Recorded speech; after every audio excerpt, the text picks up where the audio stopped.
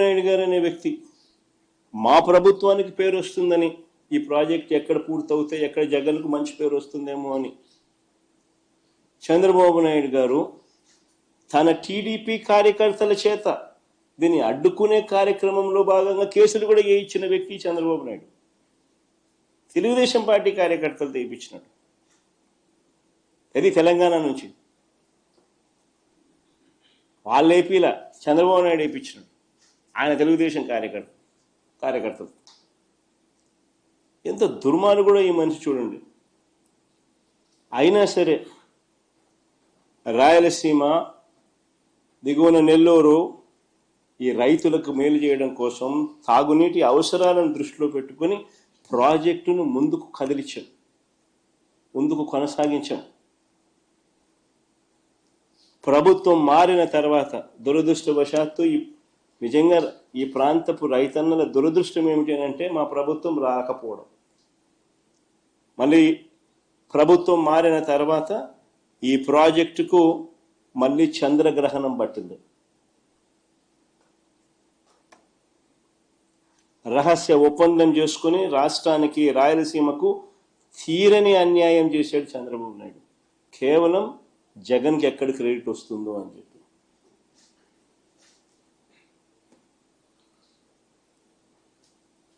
NGT అభ్యంతరాలు, అసలు NGT అభ్యంతరాల తర్వాత ఈఏసీ అని central government expert appraisal committee అని సెంట్రల్ గవర్నమెంట్లో ఎన్వైరన్మెంటల్ ఎక్స్పర్ట్స్ దగ్గర ఎన్వైరన్మెంటల్ కమిటీ మీటింగ్లో ఈఏసీ జరుగుతుంది. ఈఏసీ 3 డేట్స్ నవంబర్ 2024 ఒకసారి సమావేశమైంది. జనవరి మళ్ళీ 2 నెలల తర్వాత జనవరి 2025లో మళ్ళీ సమావేశమైంది. మళ్ళీ మూడోసారి ఫిబ్రవరి 27, 2025 సమావేశమైంది. 3 సార్లు మీటింగ్ పెడితే చంద్రబాబు నాయుడు గారు రాష్ట్ర ప్రభుత్వం తరఫున కనీసం నోరు మెదపలేదు. దగ్గరుండి రాయలసీమ లిఫ్ట్ను కూని చేశాడు ఈ పెద్ద మనిషి. డిఫెండ్ చేయాల్సిన ఈ ప్రాజెక్టును డిఫెండ్ చేయకపోగా కూని చేశాడు ఈ పెద్ద మనిషి చంద్రబాబు నాయుడు, నోరు మెదపకోకుండా వదిలేయడంతో. డేట్ల మీద డేట్లు ఇచ్చి స్టేట్ గవర్నమెంట్ ఆసక్తి చూపకపోవడంతో ఆ ప్రాజెక్టును కూని చేసే కార్యక్రమంలో చంద్రబాబు నాయుడు ఏకంగా కత్తి పెట్టుకొని కూని చేశాడు.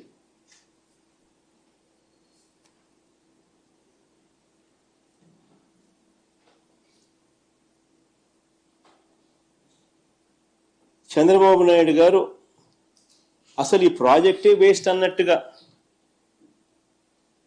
తాను మాట్లాడతాడు, తన మనుషుల చేత మాట్లాడిస్తాడు. ఆశ్చర్యకరమైన మాటలు మాట్లాడతారు వీళ్ళు. అయ్యా చంద్రబాబు, నేను అడుగుతా ఉన్నా, ఆయన అంటాడు, ఆయన మంత్రి అంటాడు, శ్రీశైలం డెడ్ స్టోరేజ్లో ఉండేది 34 టీఎంసీలే, అందులో ఏపీ వాటా 22 టీఎంసీలే, దీనికోసం లిఫ్ట్ ఎందుకని చంద్రబాబు అంటాడు. అయ్యా చంద్రబాబు, నీవు అసలు మనిషివేనాయా? నీకు అసలు బుద్ధి జ్ఞానం ఉందా అని అడుగుతా ఉన్నా. డెడ్ స్టోరేజ్ సంగతి దేవుడు ఎరుగు. అటువైపున 777 అడుగుల నుంచి 825 అడుగులకే రోజుకి 8 టీఎంసీలు శ్రీశైలం నుంచి ఖాళీ అవుతా ఉన్నాయి. 881 అడుగులు ఎప్పుడు చేరుతాయి?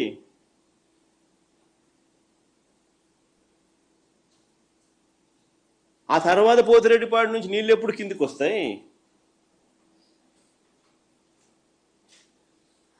ఈ ప్రాజెక్టు ఉండడం వల్ల నీకు 800 అడుగుల్లోనే నువ్వు కూడా 3 టీఎంసీలు డ్రా చేసుకునే కెపాసిటీ, ఒక ఇన్సూరెన్స్ నీకు ఉంటుంది. ఈ మాత్రం కూడా జ్ఞానం లేదు పెద్ద మనిషికి.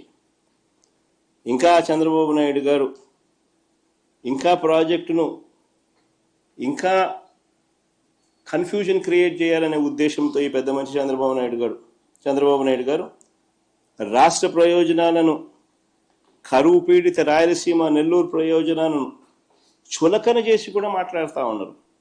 ఆ లిఫ్టులో ఆ స్టెబిలైజింగ్ రిజర్వాయర్లు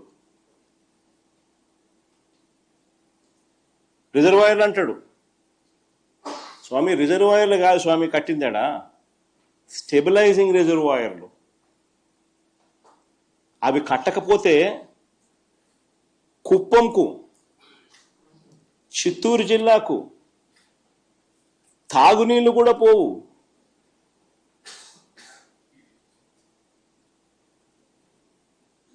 తాను పుట్టింది చిత్తూరు జిల్లా, ఆ జిల్లా మీద మమకారం లేదు. కుప్పం ప్రజలు ఓటు వేసి గెలిపిస్తే ఆ కుప్పం ప్రజల మీద ఆ కృతజ్ఞత కూడా లేదు.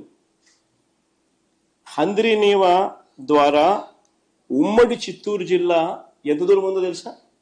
దాదాపు 500 కిలోమీటర్లు, 500 పైబడి కిలోమీటర్లు నీళ్లు ప్రయాణం చేయాలి. పూర్తిగా టేలెండ్లో ఉంటుంది. దీన్ని అధిగమించడం కోసం అని చెప్పి ఆ చిత్తూరు జిల్లాకు నీళ్ళు ఇవ్వాలని, ఆ కుప్పంకి నీళ్ళు ఇవ్వాలని, దీన్ని అధిగమించడం కోసం అని చెప్పి జిఎన్ఎస్ఎస్ ద్వారా గండికోటకు నీళ్లు వస్తే అక్కడ లిఫ్టులు పెట్టి హెచ్ఎన్ఎస్ఎస్లోకి మరిన్ని నీళ్లు పంపి తద్వారా చిత్తూరు జిల్లాలోని తంబల్లపల్లె, మదనపల్లె, పీలేరు, పుంగనూరు, కుప్పము, చిత్తూరులకే కాకుండా రాయచోటికి నీళ్లు ఇవ్వడానికి ఈ పనులు చేశాం. దాంట్లో భాగంగానే ఈ స్టెబిలైజేషన్ రిజర్వాయర్లు. అసలు వీటి కెపాసిటీ ఎంతో తెలుసా? కాలేటి వాగు కెపాసిటీ కేవలం 1.2 టీఎంసీ. 1.2 టీఎంసీ. ముదివేడి కెపాసిటీ ఎంతో తెలుసా? కేవలం 2 టీఎంసీలు. నేటిగుంటిపల్లి కెపాసిటీ ఎంతో తెలుసా? కేవలం 1 టీఎంసీ. ఆవులపల్లి కెపాసిటీ ఎంత తెలుసా? కేవలం 3 టీఎంసీలు. మా హయాంలో ఈ ప్రాజెక్టులు కట్టాం. ఈ స్టోరేజ్ కెపాసిటీ కన్నా లేకపోతే నీళ్ళు ఎలా ప్రవహిస్తాయి? 500 కిలోమీటర్లు దాటి టేలెండ్లో ఉన్న ప్రాంతానికి నీళ్లు పోవాలనంటే ఈ స్టెబిలైజింగ్ రిజర్వాయర్లు ఏదైనా లేకపోతే నీళ్ళు ఎట్లా ప్రయాణం చేస్తాయి? ప్రజల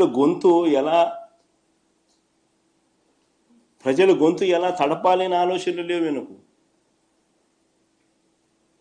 ప్రజలు అల్లాడుతూ ఉంటే వాళ్ళకి ఎలా మంచి చేయాలి అనే ఆలోచనలు పుట్టవు వెనుకు. దిక్కుమాలిన అబద్ధాలు, దిక్కుమాలిన మోసాలు. ప్రజల గురించి ఏ రోజు చీకు లేదు, చింత లేదు.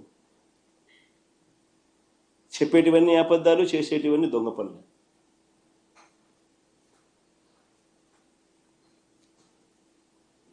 అసలు అందరూ కూడా గుర్తుపెట్టుకోవాల్సిన వాస్తవమైన విషయం ఏమిటో తెలుసా? రాయలసీమ లిఫ్ట్ ప్రాజెక్ట్ అనేది కొత్త ప్రాజెక్ట్ కాదు. It is not a new project. Rayalaseema, Nellore, చెన్నైకి తాగునీటి అవసరాలు తీర్చడానికి కరువు పీడిత రాయలసీమ, నెల్లూరుకు అది వరకే చేసిన కేటాయింపుల మేరకు ముందే కట్టి ఉన్న రిజర్వాయర్లకు నీటిని సప్లిమెంట్ చేసే లిఫ్ట్ ఇది.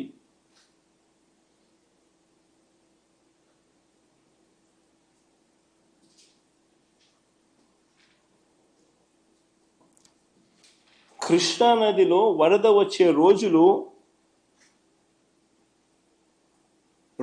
రోజుకు తగ్గిపోతా ఉన్నాయి. ప్రతి సంవత్సరం తగ్గుతూ ఉన్న పరిస్థితులు. 20-30 రోజుల కన్నా ఎక్కువ రాని పరిస్థితి. ఇప్పటికే పడిపోయిన పరిస్థితి. ఇలాంటి నేపథ్యంలో మరోవైపున చూస్తే రోజుకి 8 టీఎంసీలు నీళ్లు శ్రీశైలం నుంచి ఖాళీ అవుతా ఉన్న ఇంకో పరిస్థితి కనిపిస్తూ ఉంది. మరోవైపున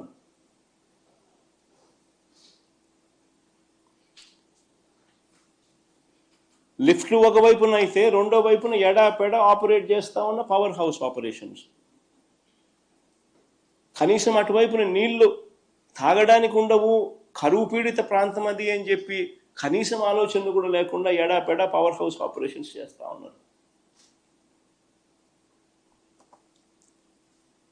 శ్రీశైలం నుంచి 777 అడుగుల నుంచి 825 అడుగులు నుంచే తోడేస్తా ఉన్న పరిస్థితి, నీళ్లు ఖాళీ అవుతా ఉన్న పరిస్థితి. మరి ఈ తక్కువ సమయంలోనే ఆల్రెడీ కట్టి ఉన్న ప్రాజెక్టులకు నీరు నింపలేని పరిస్థితిని సరిదిద్దే కార్యక్రమమే రాయలసీమ లిఫ్ట్.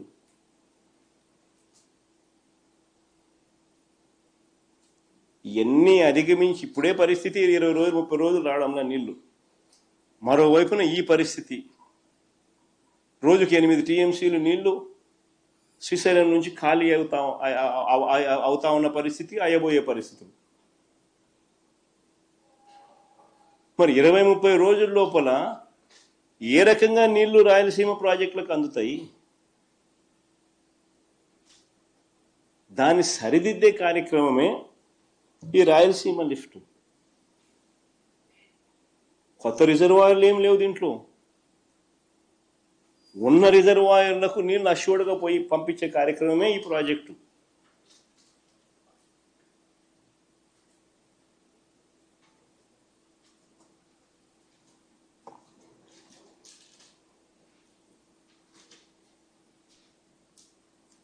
అసలు వాస్తవం ఏంటంటే పాలకులుగా అటువైపు తెలంగాణ కానివ్వండి, ఇటువైపున ఆంధ్ర కానివ్వండి, అందరం ఒకటే భాష మాట్లాడతాం, అందరం అన్నదమ్ములము. Nobody is against the other. Telangana ప్రాంతంలో వాళ్లకు నష్టం చేయాలని జగన్ ఏ రోజు ఆలోచన చేయడు, తపన పడడు, తాపత్రయపడడు. అయితే మా ప్రాంతంలో ఉన్న మా వాళ్లకు మాత్రం నష్టం జరగకుండా చూసుకునే కార్యక్రమం కూడా చేయడం మా ధర్మం. కొత్త రిజర్వాయర్లు ఏమి కట్టడంలా, ఉన్న రిజర్వాయర్లకే నీళ్లు ఖచ్చితంగా ఆ రిజర్వాయర్లకు చేర్చగలిగే కార్యక్రమం చేయలేకపోతే చరిత్రహీనులమవుతాం. This is what we have done.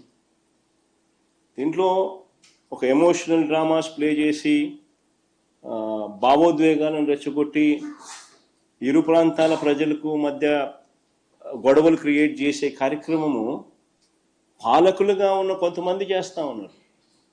తప్పది. ఫ్యాక్ట్స్ కరెక్ట్గా చెప్పాలి. కరెక్ట్గా చెప్పినప్పుడు ప్రజలైనా అర్థం చేసుకుంటారు. అందరం అన్నదమ్ములుగానే ఉన్నాం, అందరం అన్నదమ్ములుగానే కలిసిమెలిసి ఉన్నాం, కలిసిమెలిసి పెరిగినాం కూడా.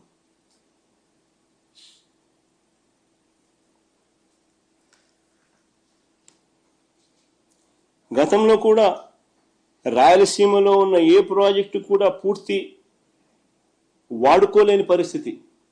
ఆశ్చర్యం ఏంటంటే చంద్రబాబు నాయుడు గారు అనే వ్యక్తి ముఖ్యమంత్రిగా నా 40 years ఇండస్ట్రీ అంటాడు, 15 ఏళ్ళు ముఖ్యమంత్రి చేసినాడు, ఇప్పుడు మళ్ళా దాదాపు ఇప్పుడు 17 ఏళ్ళు అవుతుంది. అసలు ఇన్ని సంవత్సరాలు ముఖ్యమంత్రిగా చేసిన వ్యక్తి ఆశ్చర్యకరమైన పరిస్థితి ఏంటంటే రాయలసీమలో ఉన్న రిజర్వాయర్లను కనీసం ఫుల్ కెపాసిటీలో నీళ్లు నింపుకోలేని పరిస్థితి.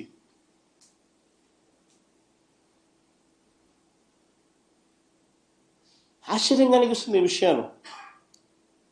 ఇదే చేద్దామని చంద్రబాబు నాయుడు గారు ప్యాకేజీలు విడగొడతాడు, జీవో నెంబర్ 22, జీవో నెంబర్ 63 అని చెప్పి డబ్బులు ఎత్తే దానికోసం జీవోలు జారీ చేస్తాడు. రేట్లు పెంచేసి నామినేషన్ పద్ధతిలో దోచుకునే కార్యక్రమాలు చేస్తాడు వర్కులు ఇచ్చి. పేరుకు రిజర్వాయర్లు ఉన్నాయి కానీ నీరు నింపలేని పరిస్థితి. మేము అధికారంలోకి వచ్చిన తర్వాత ఒక్కొక్కటిగా దీన్ని సరిదిద్దుతూ వస్తూ ఉన్నాం. మేము అధికారంలోకి వచ్చిన తర్వాతనే మొట్టమొదటిసారిగా దీన్ని సరిదిద్దే విధంగా అడుగులు పడ్డాయి. Telugu Ganga link canal 0 to 18 kilometers design discharge పంపించుకోలేని పరిస్థితి. 500 కోట్లు మేము ఖర్చు పెట్టి డిజైన్ డిశ్చార్జ్ మేరకు 15,000 క్యూసెక్లు దాంట్లో పంపించే విధంగా దాన్ని రిపేర్ చేసి ఆ 0 to 18 kilometers రిపేర్ చేసి తీసుకురాగలిగాం వాడుకలోకి. Telugu Ganga link canal, SRBC GNSS canal carrying capacities అంటే కెనాల్ క్యారీయింగ్ సామర్థ్యం రెండు కలిపి 30,000 క్యూసెక్లకు పెంచే పనులు మేము చేపట్టాం. నిప్పుల వాగు ద్వారా నెల్లూరు వరకు 30,000 క్యూసెక్లు వెళ్లేలా పనులు మేము చేపట్టాం. హెచ్ఎన్ఎస్ఎస్లో కేవలం 2,000 క్యూసెక్లు మాత్రమే వెళ్తూ అంటే మేము వచ్చాక కాలువ సామర్థ్యాన్ని 6,300 క్యూసెక్లకు పెంచే పనులకు మేము శ్రీకారం చుట్టాం. అవుకుటనలు ఫాల్ట్ జోన్ సమస్యను గత ప్రభుత్వాలు ఏమీ తీర్చలేకపోయాయి. మేము వాటిని అధిగమించి మొదటి టన్నెల్ ద్వారా 10,000 క్యూసెక్లు, రెండో టన్నెల్ కూడా పూర్తి చేసి మరో 10,000 క్యూసెక్లు నీళ్లు పంపగలిగాం. 2 టన్నెళ్లు పూర్తి చేయడానికి 260 కోట్ల రూపాయలు వాటర్ ఫుటింగ్ బేసిస్ మీద ఖర్చు పెట్టి కంప్లీట్ చేసినాం. అవుకులో మూడో టన్నెల్ పనులు కూడా మొదలు పెట్టాం. గండికోట రిజర్వాయర్ కెపాసిటీ 27 టీఎంసీలు, ఏ రోజు 15-14 టీఎంసీలు మించిపెట్టలా నీళ్లు. మేము వచ్చిన తర్వాత 1,000 కోట్లు R&R మీద డబ్బు ఖర్చు పెట్టి 27 టీఎంసీల ఫుల్ డిశ్చార్జ్ కెపాసిటీలో గండికోట నీళ్లు స్టోర్ చేసినాం.